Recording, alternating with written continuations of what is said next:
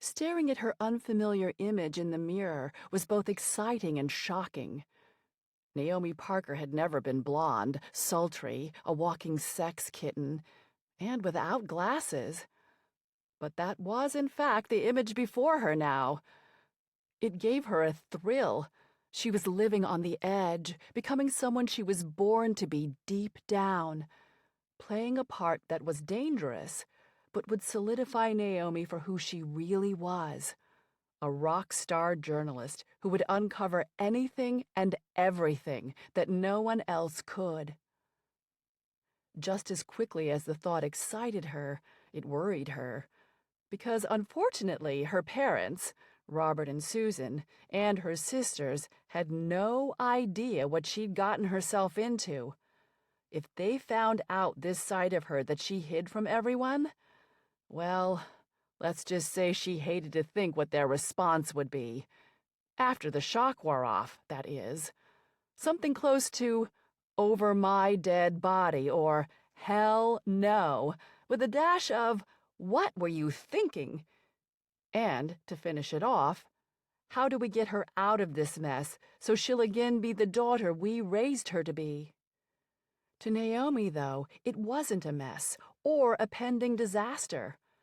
She was chasing the story of a lifetime, a story no one else would touch, about a man with a sordid past, a monster, according to the people of Casper, Wyoming, with his bad attitude, dangerous good looks, linebacker build, and eyes that could stop a woman cold. Not that she knew what that meant. But Naomi had every intention of exposing Cameron Donnelly for the lying, cheating fraud he was, for an abuser of power who dominated the local headlines just 1 year earlier.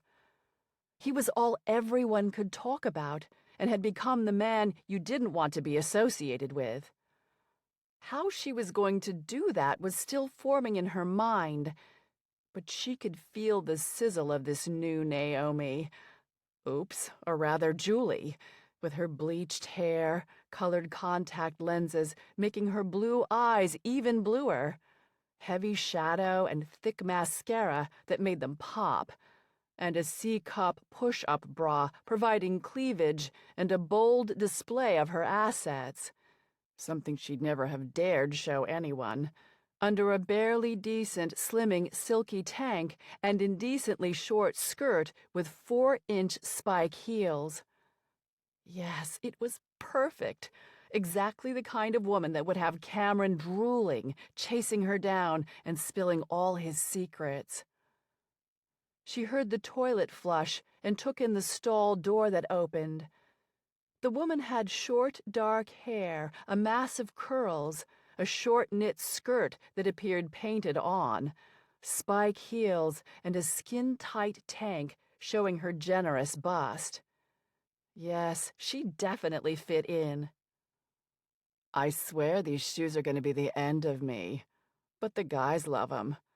Gets me those big tips, so I guess in the end it's worth it. Although, not sure my feet think the same." She had a deep, husky voice and was wiping a dark smudge under her eye from her thick mascara.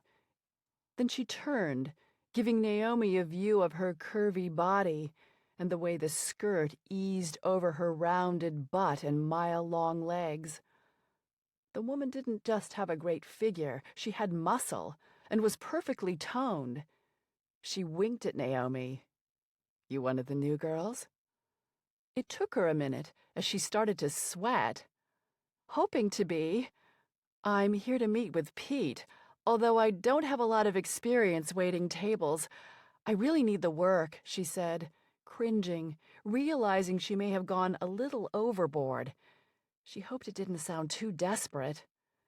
The woman rolled her eyes and crossed her arms. "You should fit right in, not to worry. It's about the looks, honey. Everything else can be taught." She gestured to Naomi's getup.